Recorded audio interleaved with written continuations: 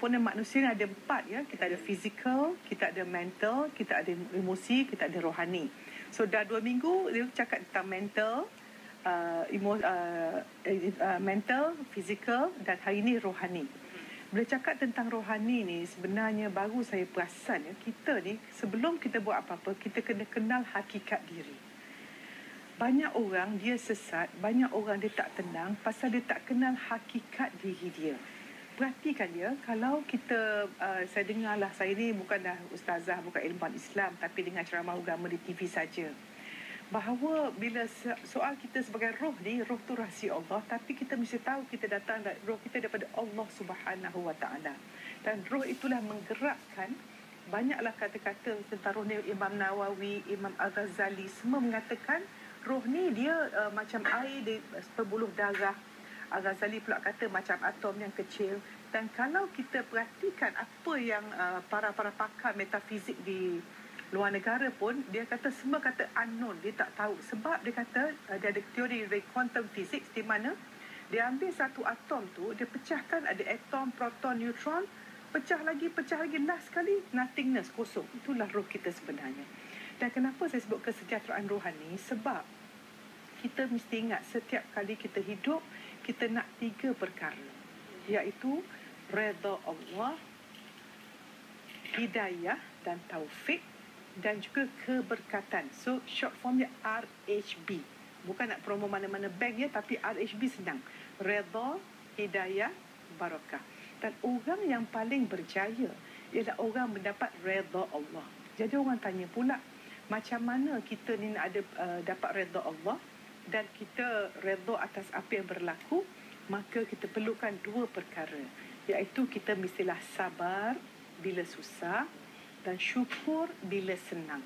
Sebab itu orang Islam ni dia dalam keadaan hidup yang magical, di mana apa suasana kita menang. Sebab bila kita bersyukur, dapat senang, kita bersyukur, kita tenang.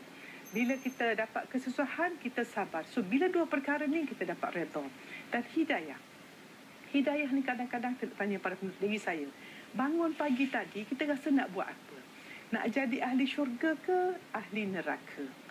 Nak bercakap macam ahli syurga ke ahli neraka? Dan dalam Quran juga, kata saya tengok ayat mana, dia kata di syurga nanti manusia penghuni tidak akan mendengar kata-kata yang sia-sia. Jadi kita fikir pula, jadi sebelum kita masuk ke syurga Allah, iaitu kemenangan yang paling besar, kita sambut hari raya ni kemenangan. Sebab apa? Ramadan kita yang pertama dapat rahmat, yang kedua dapat pengampunan, yang ketiga dapat kebebasan daripada api neraka. So kita pun berhari raya pasal kemenangan. Tetapi jangan over pula raya kita tu. Mesti tentukan, jangan apa yang kita buat masa Ramadan tak elok. Tapi nak cakap sinilah, bila kita punya fokus tu lebih pada redha Allah, maka segalanya akan tenang. So bila kita bangun pagi tadi, kita nak buat apa? Itulah hidayah yang Allah beri. So kalau kita pagi-pagi ni, kita mesti cek kita punya akaun emosi. Akaun rohani kita apa? Akidah kita. Akidah bererti kalau kita buat sesuatu, kita mesti tanya kenapa? Kerana Allah ke kerana manusia? Buat open house kerana Allah ke kerana manusia? Pakai baju lawa kerana Allah ke kerana manusia? Number 1. Yang kedua, ibadah kita. Bila kita buat sesuatu, kita nak tahu kenapa dan juga bagaimana. Bagaimana itu ikut syariat, maka ibadah kita. So, cara kita berpakaian, cara kita bercakap, cara kita makan, cara berinteraksi, semuanya mengikut ibadah kita. Sebab tu ikut hukum fiqh. Yang ketiga, akhlak kita. Akhlak ni adalah satu yang spontan. Contohnya, kita jumpa orang, hai, senyum. Itu orang akhlak baik. Tapi kalau kita fikir dulu, nak senyum ke tak senyum? Nak senyum ke tak senyum? Dia ni okey tak? Itu bukan yang betul. Jadi akhlak ni ilmu tasawuf. Jadi saya nak contoh macam ni. Kata kita untuk keseimbangan rohani, maknanya kita punya hidup yang dekat dengan Allah, masuk zon Allah ni, kita fikir macam ni. Bila kita buat sesuatu, kenapa? Okey, kita buat satu senario, contohnya kita pergi bekerja. Ya? Kenapa kita bekerja? Kerana Allah. Dan cara kita bekerja, kita jaga dia punya 3 perkara dalam Islam tentang bekerja, ubudiyah, mas'uliyah dan itqan tu. Dan akhlak kita, macam mana kita dengan orang. Jadi kalau orang keseimbangan rohaninya dia dapat RHB, redha, hidayah dan barakah. Nak cakap tentang barakah pula. Barakah ni kalau boleh saya nak cadangkan satu doa yang kita buat pada diri kita. Bahasa Melayu saja, setiap hari kita kata, Ya Allah, ya Tuhanku, kurniakanlah aku keberkatan waktu dan ketenangan jiwa. Pasal apa keberkatan waktu? Kita mesti faham, waktu ni makhluk Allah. Pernah tak kita, kalau kita buat satu yang kita tak suka, lamanya nak habis. Tapi kalau yang kita suka, dah habis dah. Menunjukkan waktu tu satu makhluk Allah. Dan ketenangan jiwa. Berapa orang daripada kita tak tenang? Nak tahu kita tenang ke tidak? Tengok macam mana, berapa kali kita ingat Allah. Saya menyeru pada diri saya, keluarga dan para penonton Lansir Lemak Kopi O sekalian. Kita Ramadan, dah Universiti Ramadan. Masa Ramadan kita suka bersedekah kan? Teruskan bersedekah. Masa Ramadan kita suka pergi masjid kan? Bagi muslimin, teruskan pergi. Kaum wanita masa Ramadan baik-baik dengan suami, minta maaf dengan suami, berterima kasih pada suami, teruskan ibadah. Masa Ramadan kita suka beri orang makan kan? Teruskan juga. So alangkah ruginya kalau kita lepas Ramadan ini kita ghostan balik. Dan saya pernah dengar seorang ustaz mengatakan, nak tahu puasa Ramadan kita diterima atau tidak, tengok kita puasa Syawal atau tidak. Tetapi dia kata tak bererti kalau tak puasa Syawal tu kita tak terima Ramadan. Tetapi maknanya kalau orang yang menggenapkan puasa 6, insya-Allah Tuhan dah terima Ramadan dia. Dan satu lagi saya berpendapat lah, kalau nak tahu Ramadan kita diterima Allah, amalan tu tengok perangai kita lepas Ramadan. Sebab kalau lepas Ramadan kita balik semula, kita menyembah Ramadan, tidak menyembah Allah. Kita mesti jadi masyarakat Rabbani yang bila kita lepas pada Ramadan tu, satu universiti kita berterusan sampai Ramadan seterusnya. Dan perhatikan, bila kita berpuasa di Tanah Suci atau di mana-mana saja. Saya pernah dengar Ustazah Asni sebut sebelum saya bertolak pagi tu, dengar dia kat Lansir Lemak Kopi O. Dia kata bukan semua orang dapat peluang pergi ke Mekah 10 malam terakhir atau bulan puasa. Nak dapat Lailatul Qadar. Tetapi sebenarnya, macam saya katalah, makhluk, waktu itu makhluk, Lailatul Qadar ke apa yang kita baik, tak kira di mana, memang bagus kalau boleh pergi Mekah, tapi kalau tak berpeluang, kita tentukan kita punya akidah, ibadah, akhlak, walau di mana kita berada, mesti dalam zon Allah. Mesti mencari keseimbangan kerohanian yang tinggi. Dan kalau kita tak buat perkara ni, alangkah ruginya. Jadi saya nak sebut lagi RHB 3. Satu lagi akidah, ibadah, akhlak, dan juga kita tentukan kita dapat istiqamah dengan menentukan apa yang kita buat ni kita belajar, kita amal dan ajarkan pada orang-orang di sekeliling kita. Prof, saya nak tanya, bila Prof cakap beraya Tanah Suci kan, tak semua dapat beraya di sana, dan untuk Prof sendiri, Prof merasalah macam mana menyambut Ramadan di sana, macam mana menyambut raya di sana. Bila Prof balik semula, apa yang Prof dapat pengajaran rohani itu dari sana? Sangat-sangat. Di mana saya perhatikan ya, bila kita ibadah di sana, yelah, minta maaf, kita sini sangat penting baju raya kan. Baju raya tu, baju raya ni. Dan kita selalu mengatakan, tidak cukup hari raya kalau tidak ada baju raya. Cuba kita ubah perkataan tu. Sebenarnya, raya tak raya, okeylah, untuk kanak-kanak boleh. Tetapi, kita jangan pentingkan benda luaran. Mesti ingat ya, bila fizikal ni, kita sebenarnya hakikat diri kita 1% fizikal, 99% spiritual. Kenapa bila kita pergi Mekah tu, kita punya makan kurma sikit pun dah kenyang. Kita pergi masjid tak make up, tak apa pun, pakai telekung saja, orang tak kenal kita pun tak ada. Seronok, bahagia, tawaf kita seorang-seorang dengan Allah, kita menangis dengan Allah, kita bahagia. Sebab tu saya nak tanya para penonton, Hani dan Fizo, saya beri soalan. 2 perkara Tuhan beri pilih.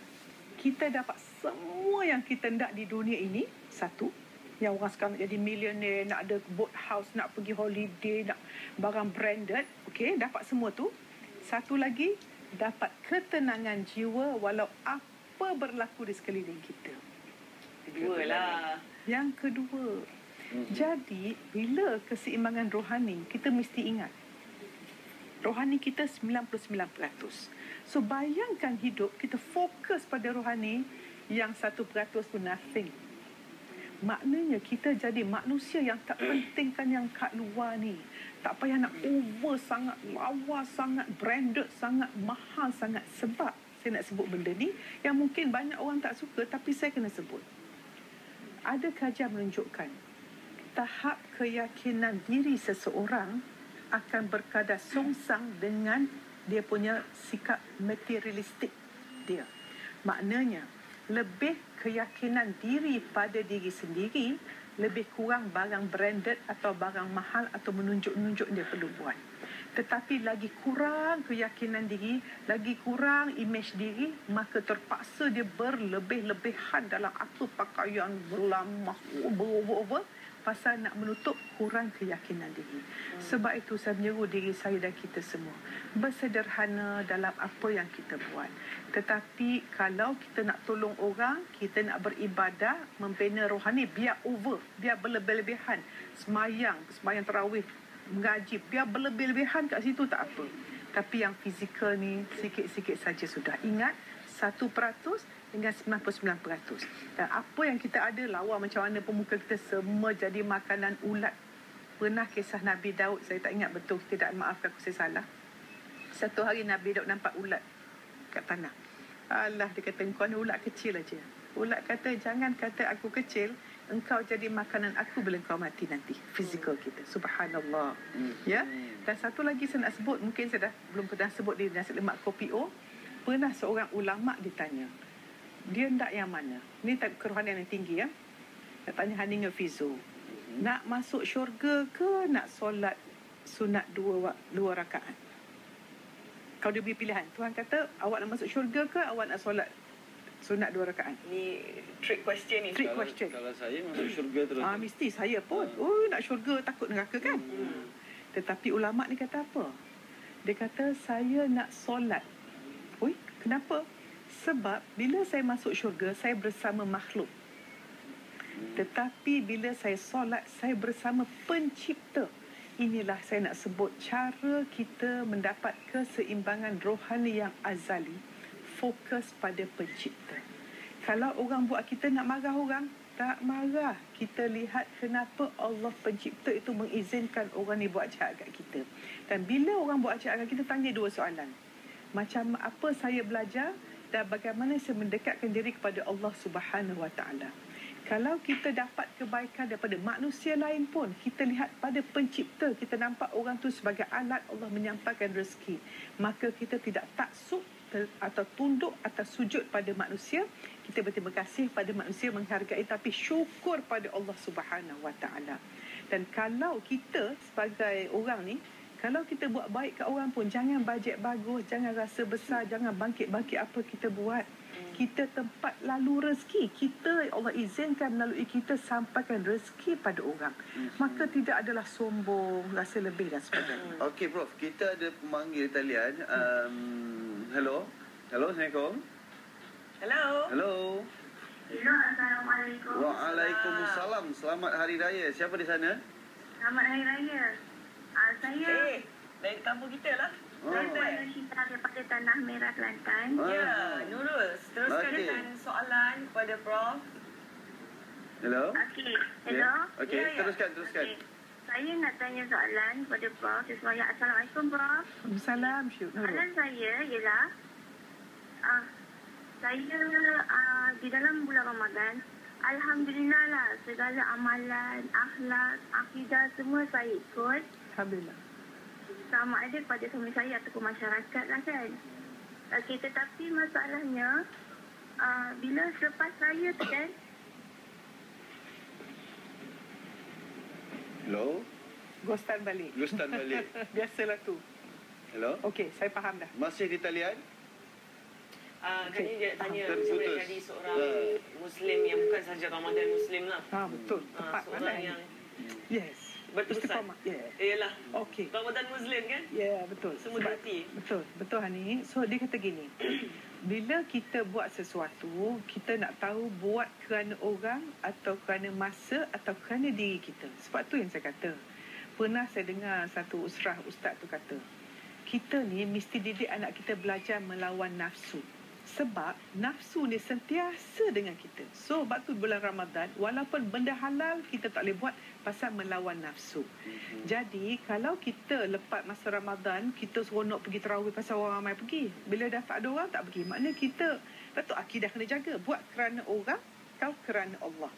Dan nombor satu, sebab tu kita tulis apa kita nak buat. Apa kita punya KPI. So, kita ada journal. Journal tu kita tulis akaun emosi saya, akaun kesyukuran saya, dan kita catat setiap hari solat kita. Saya nak seru kita semualah, wanita-wanita kita ni yang dah 40-an, 50-an ni, ubahlah perangai ya. Kalau boleh solat tu, siapa yang belum cukup, cukupkan. Kalau dah cukup, khusyukkan. Kalau dah cukup, tepat pada waktu. Kalau tepat pada waktu, buatlah sunat ba'liyah, qabliyah tu, buatlah. Dan siapa yang tak semayang malam tu, buatlah semayang malam. Jadikan KPI kita. Saya cadangkan, semua orang tulis benda ni. Ya Allah, ya Tuhanku, jadikanlah aku orang yang qiyam dan tahajud kepadamu hingga ke akhir hayatku.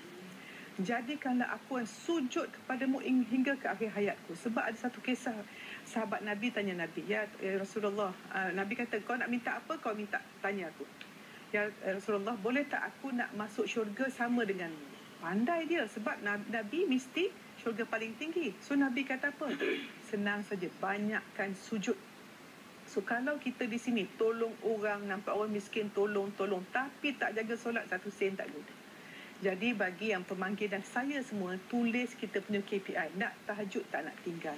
Laki-laki kalau boleh solat 5 waktu di masjid, yang solat duha jangan tinggal, solat witir jangan tinggal, solat sunat jangan tinggal, solat tepat pada waktu. Dan setiap hari kita semua pergi kerja, doa yang pertama, ya Allah, ya Tuhanku, izinkanlah aku mengambil wuduk sebelum masuk waktu, supaya insya-Allah bila masuk waktu aku solat tepat pada waktu. Percayalah, siapa menjaga solat, jangan risau apa-apa. Dan setiap kali saya jumpa pesakit, kalau dia kata, Prof, saya susah hati, saya tanya apa? Solat jaga tak? Aurat jaga tak? Pergaulan jaga tak? Dengan suami minta ampun tak? Dengan mak mentua baik tak? Dan juga kalau boleh, kita ini hendaklah menentukan kita menolong orang. Siapa yang tak tolong, siapa yang tak bahagia sebenarnya belum cukup buat baik, belum cukup tolong orang. So siapa-siapa yang depres, susah hati, nak baik semula, buatkan journal. Tengok berapa banyak kita tolong orang lagi ni, berapa banyak puji orang, berapa banyak hargai orang.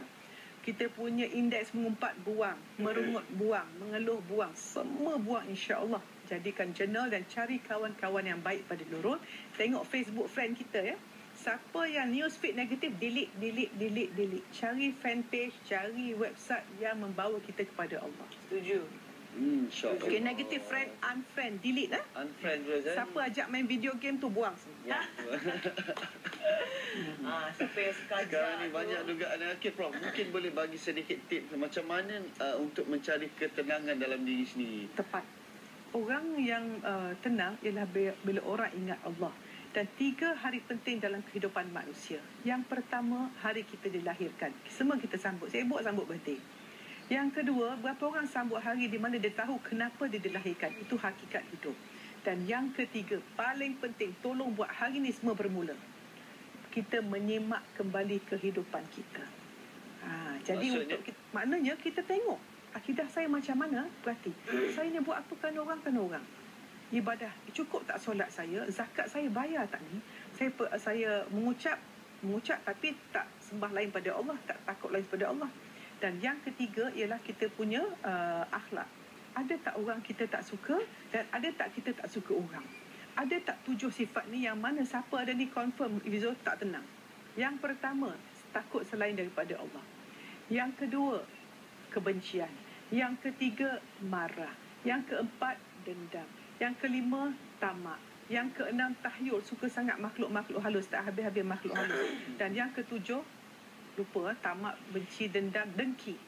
Siapa ada 7 ni confirm tak bahagia. So kena buang 7 perkara ni baru Buang. kita tenang Betul, ingat Allah.